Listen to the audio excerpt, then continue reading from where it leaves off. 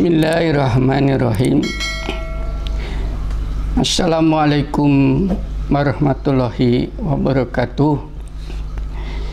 Saudara-saudara, dimanapun Anda mendengarkan tausiah saya, mari pada kesempatan yang cerah ini, situasi lingkungannya sangat menawan. Mudah-mudahan hati kita menjadi tertawan oleh keindahan itu tadi, agar supaya kita bisa meningkatkan kualitas hidup kita. Nah, kualitas seseorang itu pada dasarnya ditentukan oleh yang bersangkutan. Apakah mau memiliki kualitas yang baik atau tidak. Dan untuk bisa mencapai tingkat itu tadi, maka tidak ada alasan siapapun untuk tidak mendapatkan karunia yang demikian mulia dari ilahi ini.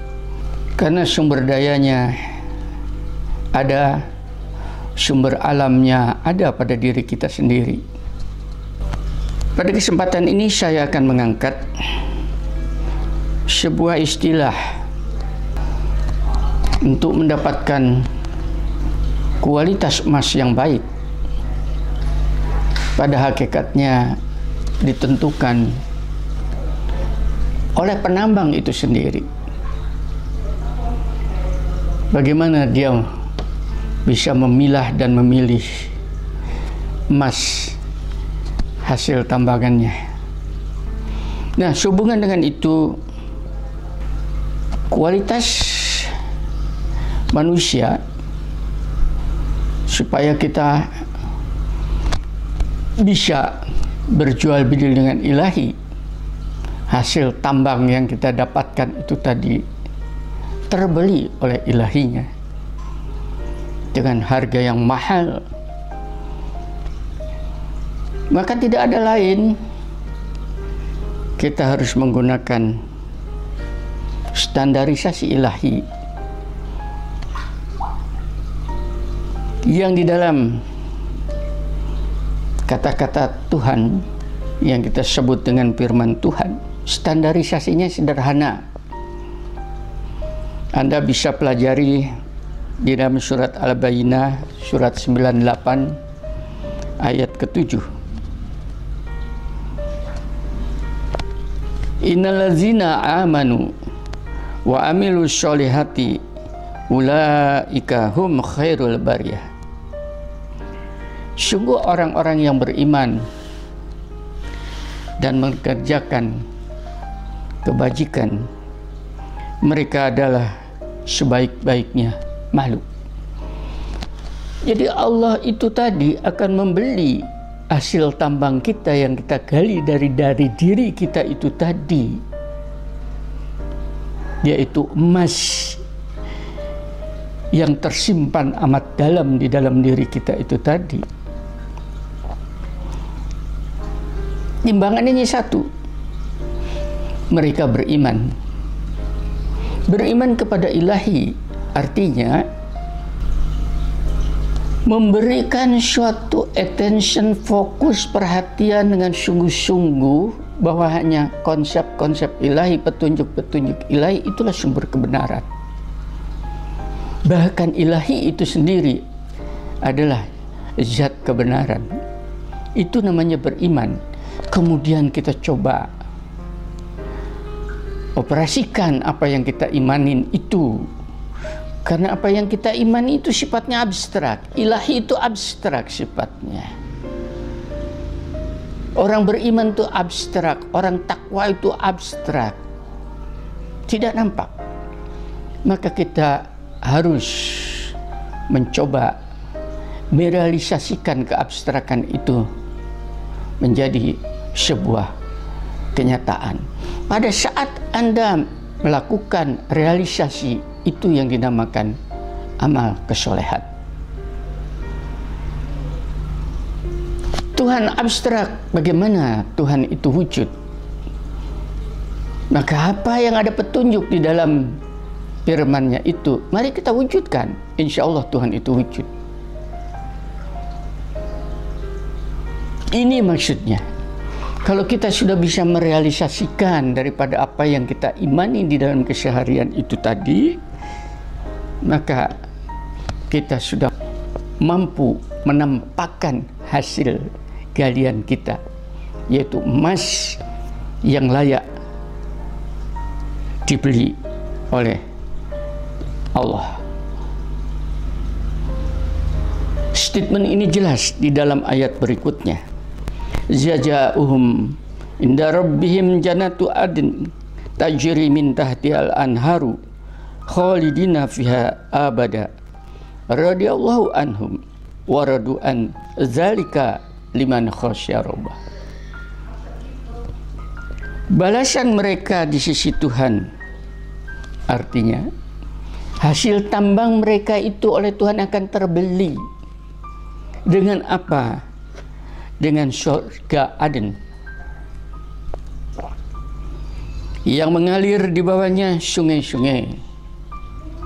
Kita tahu bahwasanya sungai di dalam surga itu ada 4 jenis. Ada sungai madu, ada sungai arak yang tidak memabukkan, ada sungai susu, ada sungai air tawar. Itu diberikan surga seisinya dengan sungai-sungainya yang tidak akan ada habis selama-lamanya. Terbeli hasil galian kita itu. Mereka kekal di dalam selama-lamanya. Mudah-mudahan Anda yang mendengar ini terpanggil untuk menjadi penambang-penambang emas dengan kualitas ilahiyat ini tadi. Allah ridho terhadap mereka. Apa yang diberikan itu kalah dengan di atas daripada itu, yaitu keridhaan Allah. Karena Allah itu ridho, dan insya Allah mereka pun ridho kepadanya. Terjadi chemistry yang menyebabkan kemuliaan diri kita.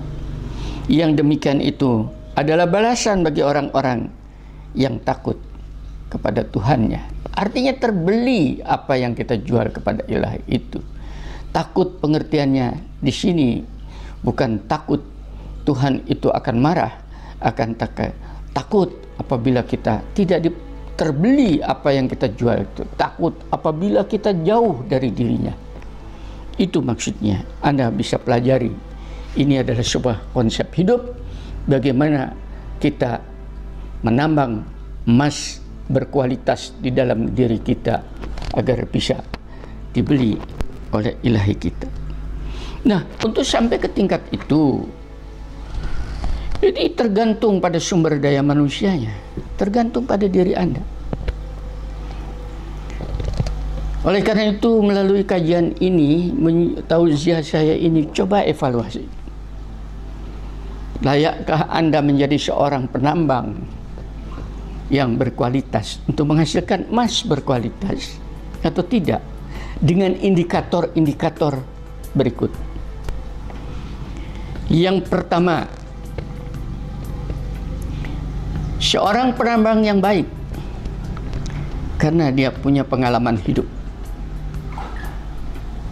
Oleh karena itu, semakin usia lanjut, harusnya semakin bertumpuk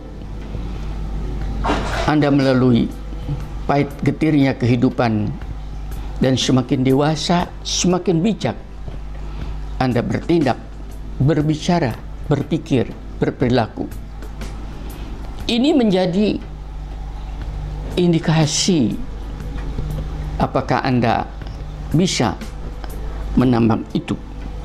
Dan di dalam Al-Quran jelas sekali hal ini disampaikan di dalam surat Yunus, surat ke-12 ayat 22. Dan ketika telah cukup dewasa, kata-kata dewasa, kami berikan kepadanya hikmah dan ilmu.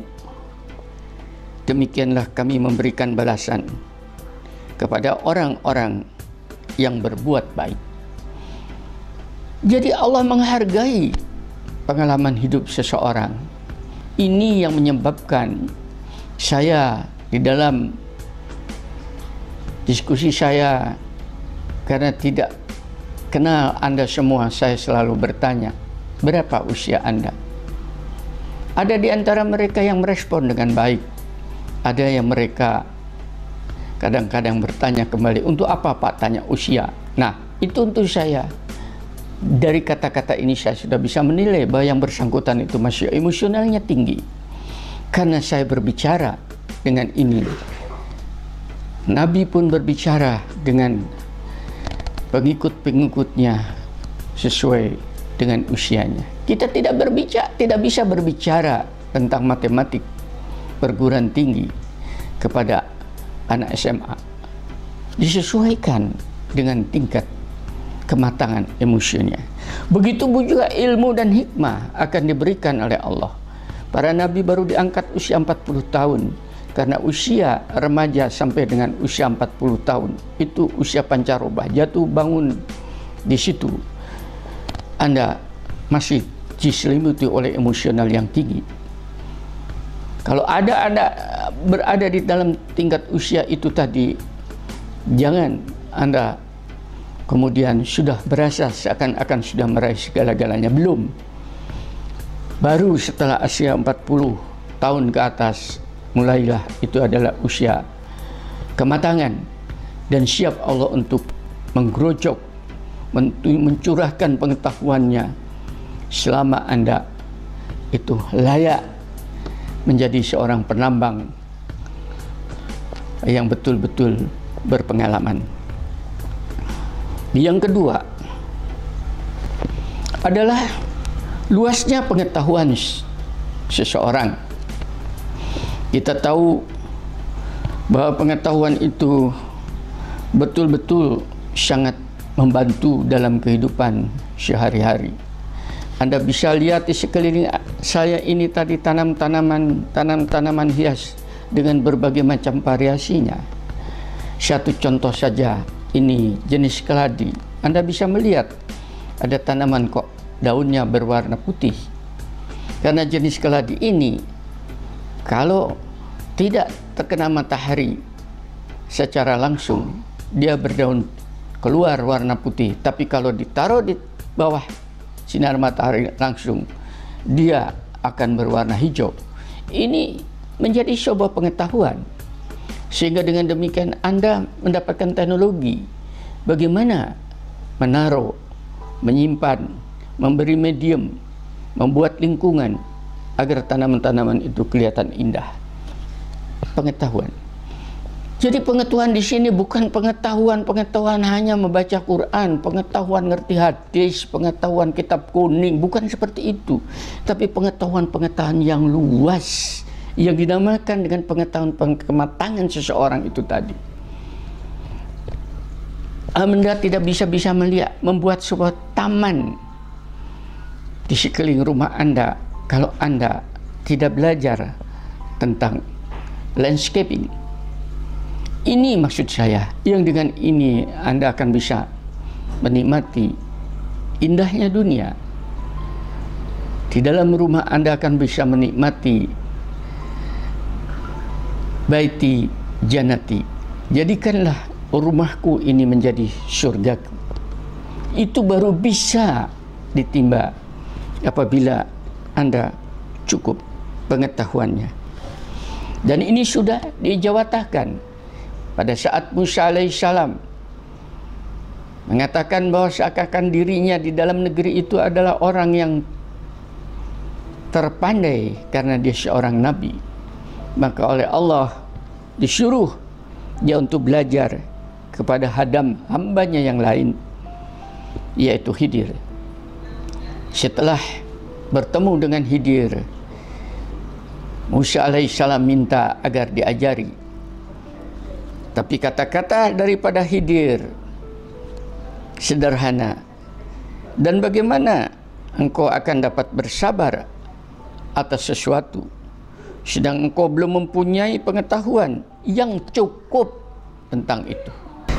Anda bisa baca di dalam surat Al-Kahfi surat ke-18 ayat 68 bahwasanya untuk mencapai pengetahuan yang lebih luas perlu basic, perlu dasar. Ini yang saya katakan, untuk mengetahui isi Al-Quran perlu basic science, dasar yang begitu luas.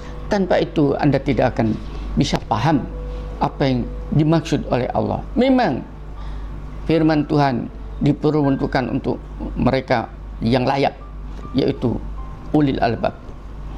Mari Anda pun begitu mendengarkan tausiah saya, jangan dikomentari dulu, tapi dengarkan konsep Al-Quran. Kalau Anda ingin bertambah pengetahuan, sami'na.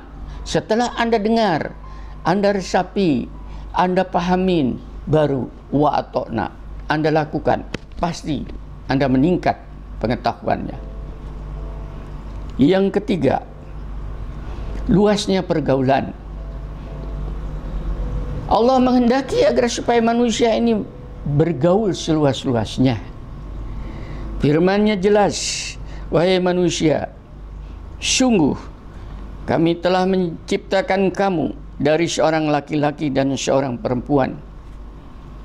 Kemudian kami jadikan kamu berbangsa-bangsa dan bersuku-suku agar kamu saling mengenal. Konsep dasarnya itu. Kenapa ada bangsa-bangsa dan suku-suku yang begitu besar dan begitu banyak di dunia ini? Agar supaya saling kenal mengenal, dengan begitu akan sambil menukar pengetahuan, saling berbagi rasa. Kalau duka, berbagi duka. Kalau suka, berbagi suka. Pengalaman-pengalaman hidup yang demikian ini yang menyebabkan sumber daya manusia itu akan meningkat. Kemampuan Anda untuk menggali namanya emas yang ada di dalam diri Anda itu juga akan semakin meningkat. Makanya ada istilah wong soleh kumpulono. Orang yang soleh yang sudah mengaplikasikan daripada konsep-konsep ilahi itu, dekatin. Ya, insya Allah Anda akan terinduksi, tersetrum untuk melakukan itu. Bukan orang mungkar yang Anda dekati, Anda akan terbawa larut. Dan begitu Anda masuk dalam kemungkaran itu, maka Anda sudah tidak akan bisa melihat kebenaran, karena kemungkaran dianggap sebagai sebuah kebenaran. Ini sudah terjadi di dalam masyarakat yang luas ini. Maka bergaul dengan siapapun, dengarkan sekecil apapun informasi pengetahuan itu, insya Allah akan menjadi sebuah rujukan untuk meniti karir menjadi penambang emas kehidupan yang lebih baik. Yang berikutnya, yang kelima kalau tidak salah ini adalah di dalam kehidupan ini kita harus mempunyai prinsip yang harus dipertahankan, yang betul-betul tahu apa daripada tujuan hidup ini, bagaimana cara mengatasi atau jalan untuk menuju ke arah itu. Dan pada saat Anda sudah mempunyai suatu pegangan ini, dipegang dalam kondisi apapun. Inilah prinsip hidup disampaikan oleh Allah yang harus Anda pegang, yaitu mereka orang-orang yang menyampaikan risalah-risalah Allah. Mereka takut kepadanya dan tidak merasa takut kepada siapapun selain Allah. Dan cukuplah Allah sebagai pembuat perhitungan. Orang yang mempunyai prinsip hidup dan tahu bahwa dalam kehidupan ini yang punya nilai paling tinggi di sisi Allah dan di sisi manusia pada dasarnya, apabila Anda menyampaikan kebenaran kepada umat manusia ini, jangan takut, jangan ragu, jangan merasa kecil. pada saat kebenaran itu Anda sampaikan, Anda akan dicaci oleh masyarakat. Pada dasarnya yang mencaci itu sendiri yang akan terpuruk. Hanya mereka tidak sadar. Inilah yang menyebabkan saya mengambil tausiah ini dengan sebuah prinsip. Saya menyampaikan, silahkan Anda mendengarkan. Kalau Anda mau, Anda ambil. Kalau tidak mau, Anda tinggalkan. Itu bukan urusan saya. Kalau Anda ingin bertanya kepada saya punya prinsip. Bertanya atau Anda akan menjelaskan. Kalau Anda bertanya, tolong dengarkan. Kalau Anda akan menjelaskan kepada saya dengarkan. Tapi belum tentu oleh saya itu menjadi sebuah rujukan hidup. Karena saya sudah mempunyai prinsip yang sangat esensial, yaitu firman Tuhan dan pengetahuan pengalaman hidup sekian puluh tahun saya yang tadi saya kemukakan di atas. Dan sekiranya mereka tetap berjalan lurus di atas jalannya, niscaya kami akan mencurahkan kepada mereka air yang cukup. Artinya akan dicukupi oleh Allah kehidupannya. Air di sini adalah sumber kehidupan. Rezekinya dicukupin, kesehatannya dicukupin, perkawanannya akan diperluas, ya, kurnianya akan ditimbul. Ini yang dinamakan orang yang mempunyai prinsip hidup, yang tidak goyang, tidak ragu, lurus apapun yang akan terjadi. Dan alhamdulillah, saya di dalam prinsip ini telah memberikan tausiah seperti ini, membina umat manusia hampir 21 tahun. Itu satu umur kenabian. Mudah-mudahan itu tercatat oleh Allah sebagai prinsip kehidupan di dalam membela, menghidupkan firman-Nya agar supaya didengar oleh umat manusia, mempenetrasi hati mereka. Mereka terbimbing oleh lisan saya yang berisi firman-firman Allah ini. Dan sesungguhnya Dialah yang memberikan kekayaan dan kecukupan. Ini yang menjadi jaminan saya. Ini yang menjadi sandaran saya. Saya tidak akan menjadi sedih seandainya Anda tidak mengikuti, Anda mematikan tausiah saya. Itu urusan saya. Karena apa? Yang penting saya sudah menyampaikan dan saya hanya bertawakal. Mudah-mudahan apa yang saya sampaikan ini mendapatkan ridhonya, dan Anda yang mendengarkan serta sabar mendapatkan bimbingan ilahinya itu tadi. Yang terakhir, sumber daya manusia itu faktor bawaan. Faktor bawaan itu menentukan, karena tidak ada seorang nabi pun kecuali diturunkan daripada orang tua yang baik-baik dari para nabi. Ya, di dalam ilmu pengetahuan sumber daya manusia yang faktor bawaan itu faktor genetik. Oleh karena itu, kepada orang tua, ayah, ibu dan sebagainya, tolong Anda betul-betul berhati-hati di dalam membina anak Anda agar supaya Anda menurunkan anak keturunan yang baik sebagaimana firman-Nya. Dan hendaklah kamu takut kepada Allah. Orang-orang yang sekiranya meninggalkan keturunan yang lemah di belakang mereka, yang mereka khawatir terhadapnya. Oleh sebab itu, hendaklah mereka bertakwa kepada Allah. Hendaklah mereka berbicara dengan tutur kata yang baik. Insya Allah, kalau orang tuanya soleh. Insya Allah, kalau doa orang tuanya itu betul-betul baik, tidak suka mencaci maki anak-anaknya, akan tetapi mendoakan kesolehan untuk anak keturunan. Dan Quran sudah menyampaikan, Rabbana li walidayya warhamhuma kama rabbayani shaghira. Untuk orang tuanya begitu, tapi anak kepada orang tua bisa begitu karena orang tuanya, Rabbana hablana min azwajina wa dzurriyyana qurrata ayuni waj'alna lil muttaqina imama. Jadikanlah anak keturunanku ini menjadi penenang hati, penyejuk, pendingin. Ya, mereka menjadi anak keturunan yang baik, yang soleh, dan jadikanlah aku menjadi pembina, pembimbing orang-orang yang soleh. Ini doa orang tua yang insya Allah akan menurunkan anak-anak yang soleh. Jangan anak-anak yang akan merusak di dalam alam ini tadi. Dan Nabi Zakaria pernah berdoa kepadanya, ya Tuhanku, berilah aku keturunan yang baik dari sisimu, sungguhnya Engkau adalah Maha mendengar doa. Tolong ini semua menjadi pegangan hidup kita semua, agar supaya sumber daya manusia itu tidak berhenti sampai pada kita yang baik itu tadi, akan tetapi pada generasi berikutnya. Yang terakhir dari tausiah saya ini, tentunya saudara-saudara, setelah emas ini didapatkan atau cara menambang emas ini tadi juga harus disiarkan, disampaikan kepada orang lain agar supaya orang bisa meniru, menimba bagaimana sipulan itu bisa terbeli hasil tambangnya ini. Nah, dengan demikian Anda harus pandai-pandai menstimulasi, memberikan inovasi, motivasi ke dalam masyarakat. Insya Allah apa yang saya lakukan ini karena saya mengikuti,